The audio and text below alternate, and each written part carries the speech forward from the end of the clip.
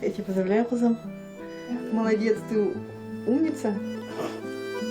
Пусть у тебя все будет хорошо. Студентка, да, но нет, не комсомолка. Однозначно спортсменка и красавица. Поводом собраться за большим и по-татарски вкусно накрытым столом для большой семьи Файзуллиных-Гайнудиновых стала как раз последняя характеристика – красавица. Лиану признали самой красивой татарской девушкой. Сколько ночей не спали? Сколько репетировали? Короче, она 3 месяца мучилась, мы 3 месяца мучились. Все вместе. С такой командой скорее было бы сложно не победить. А Лиана не просто победила, но изменила этнические стереотипы о татарской женской красоте. Может, я не похожа на татарку, пока не начну говорить. Вот. Ну, почему я не похожа на татарку?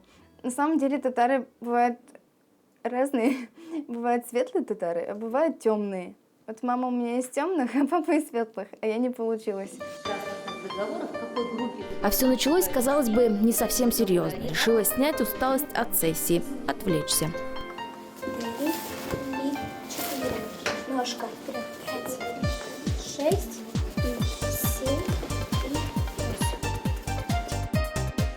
8. Как девчонки стараются. И не зря, все очень серьезно. Это кастинг. Всем здравствуйте. Меня зовут Карачева Розалия. Я очень боюсь.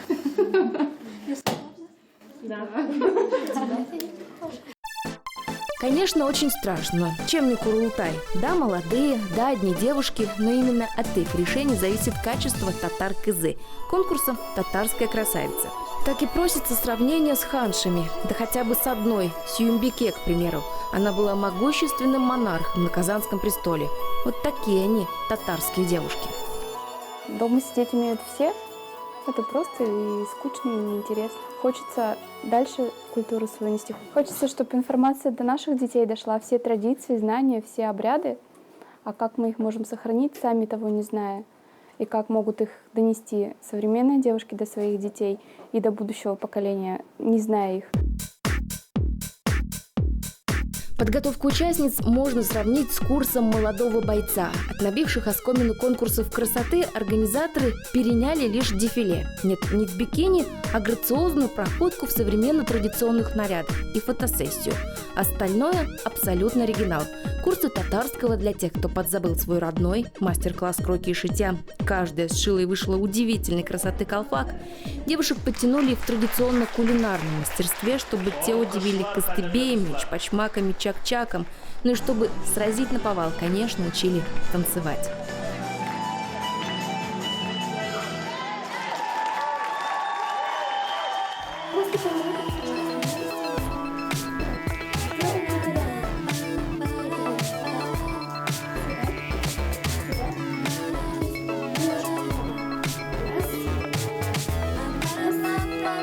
Преподаватель – миниатюрная изящная Розана. На кичу-туру, то есть на девчоночьих посиделках, веках давно ушедших, переплясать ее не смог бы никто. А за рукой и сердцем этой хрупкой девушки однозначно бы выстроилась очередь. Это моя болезнь, я готова на все ради них. Я жить без них не могу, особенно без татарских. Они мне по душе, я танцую душой, я как бы отдаю все. Когда я танцую, я выкладываюсь на все 100. Мне очень нравится. Улыбчивая Руза, вот так, очень как-то по-домашнему уютно называют ее друзья, предлагает свой рецепт бесконечно хорошего настроения. Мощный антидепрессант, и он один без вариантов – это танец. И неважно, татарский, народный, эмоционально насыщенный танго, веселый и безбашенный хип-хоп, ну или балет.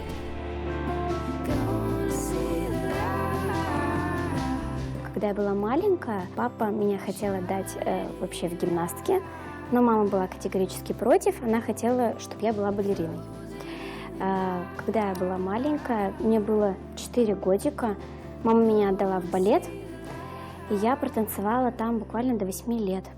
Затем хореографическая школа и школа современного танца. И это багаж молодого экономиста. Рузанна еще и выпускница Института экономики и управления УДГУ. Заниматься только танцами ей не разрешили, а она согласилась.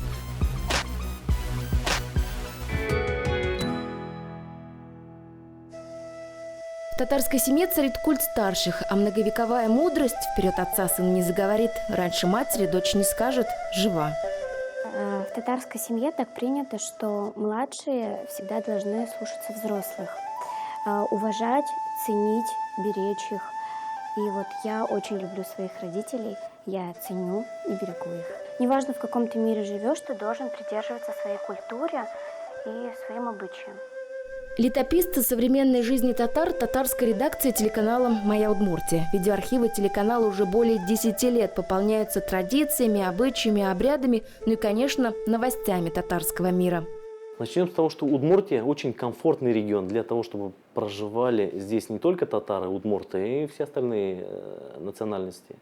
Но комфортнее всех, наверное, расположились здесь татары все-таки, я так думаю. Потому что, учитывая то, что у нас целые деревни есть татарские, это большой показатель, я считаю. Назир – монтажер и режиссер программ на татарском языке. Работа для него, как бы сказал многим известный Мураками, не брак по расчету, а любовь. Пусть не с первого взгляда, но все же. Я хотел стать электриком. Я собирал схемы, паял, там у меня в комнате там чуть не станция была какая-то там, не знаю, интересная для того времени школьников. Но я испугался. Просто испугался, подумал, что, может быть, это на самом деле не мое. Лучше не связываться с технической частью и не пудрить мозги. Я посмотрел там на ребят, которые ходят в очках, все серьезные такие. Я поступил в итоге именно в УДГУ, журналистику. Видеорассказы о современных татарах, наследников традиций Волжской Булгарии, Золотой Орды и Казанского ханства, интересны не только представителям гордой, честолюбивой, гостеприимной, довольно трудолюбивой нации. Именно такая характеристика была дана татарам еще в начале XIX века историком и этнографом Карлом Фуксом. Бесконечные выезды на съемки, множество интервью раскрывают интереснейшие моменты. Кто-то задумывался о том, откуда в русский язык пришли слова «алтын», «базар», «аршин», «караван». Так вот, знаете, от татар. Вообще, как оказалось, базар для татар – это целый мир. И татар-базар – целый район в столице Удмуртии тому подтверждение. Есть еще такая поговорка: едет бешеный, весь татарами обвешанный. Это 11-й автобус. Слышали об этом? Я думаю, что Ижевск невозможно рассматривать без татар-базара. Абсолютно. Это уже единое целое. Татар-базар. Базар – это очень родное для татар. Слово «базар» само по себе. Торговля вообще в исламе и в Коране считается одним из самых достойных занятий. Может быть, потому что сам пророк Мухаммад занимался торговлей в свое время, да? Татар-базар – своеобразный хранитель народного наследия. Здесь детям рассказывали и до сих пор рассказывают сказки о Шурале, хозяине леса, угощают Йорт-Ейсе, домового, а хадисы, даже если многие не знают, что это такое, сопровождают всю жизнь. Была маленькая, где-то лет, наверное, 4-5 лет, меня бабушка вела за руку по улице, а прошла гроза, буря сильная. На дороге лежали ветки, мусор какой-то там после грозы. Бабушка шла и со словами «Во имя Господа, милостивого, милосердного», «Бисмиллахи рахмани рахим», она убирала эти ветки с дороги и говорила мне: «Вот, доченька, вот, козам, смотри, мы идем с тобой, и необходимо, чтобы дорога после нас оставалась чистой». Я еще тогда спросила у бабушки, я говорю: «А люди узнают о том, что ты почистила дорогу, да, убрала?» Она говорит: «Нет, не узнают». Но, то есть вот в таком ключе идет воспитание татарских детей. Дальше есть еще один хадис. Рай находится под ногами ваших матерей. То есть татарские мужчины, они и сейчас, и в прошлом, и сегодня, они с большим уважением, почтением относятся к своим отцам, да, и с таким нежным трепетом к своим матерям.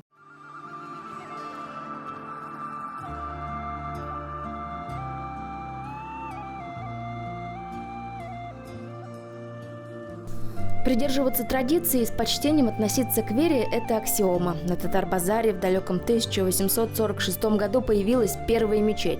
И здесь все без исключения празднуют Навруз-байрам, Курбан-байрам, верят в могущество Кадр-кеше, самой значимой ночи – ночи прощения и планов на будущее. Важные ступени в жизни человека – это и рождение, и свадьба, и похороны обязательно фиксируются в мечети.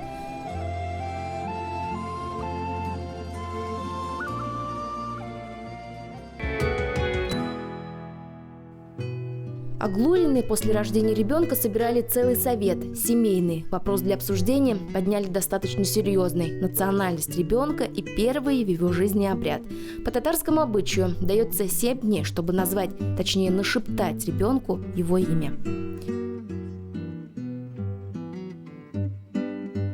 Это же очень серьезный вопрос религии. Мы решили, что если ты в свою семью включаешь человека другой культуры, она полностью равноправна татарской. У моего мужа тоже не полностью татарская семья, у него мама русская, папа татарин. Было принято, что прям взвешивалось, какой же национальности определить ребенка. Решили, что все же это будет татарская культура. Это все-таки вопрос культуры, это же очень много определяет, как в дальнейшем вести. Даже, собственно, какой кулончик носить, это будет полумесяц или крестик. Обряд именоречения прошла и Айлин, младшая дочь. Муллу приглашали домой. И дело не в моде на этническое, это данность. Это все равно мое родное, это мои корни. Мне просто приятно, что я могу с достоинством об этом говорить, что да, я татарка, я не стесняюсь этого, я хочу быть причастной к этой татарской культуре. Это красиво, это здорово, и это не лучше или не хуже всех, это просто есть. Вопрос соблюдения и несоблюдения татарских традиций не возникает и у Ильяса Нигматуллина. Президент Лиги КВН УДГУ гордится своим наследством. Это язык, и знание традиций, и копна рыжих волос. Правда, они ему достались от прабабки удмуртки. Но от дедушек – татарское чувство юмора.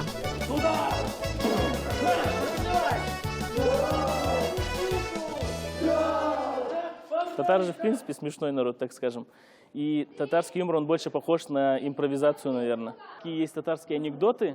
Есть определенный образ, это Худжа Насреддин называют его. Такой вот нелепый, так скажем, рассеянный с улицы бассейна. Такой вот он татарин, который гуляет, что-то делает, покупает, продает. И вот с ним постоянно такие комические ситуации происходят.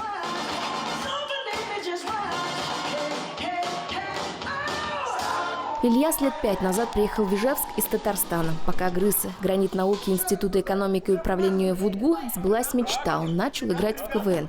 Харизматичный татарин легко нашел своих среди русских, удмуртов, марийцев, армян.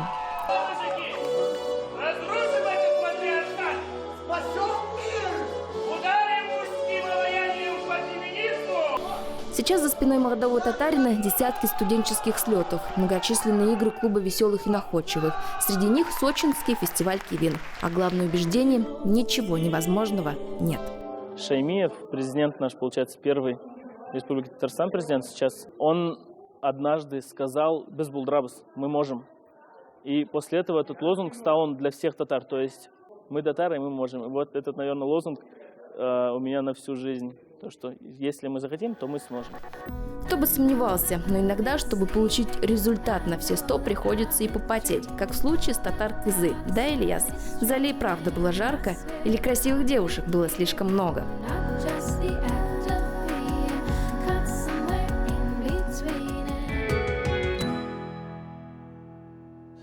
Татарский молодежный мир настолько мал? Нет, не мало. Они настолько дружны, что на мероприятиях встречаются все.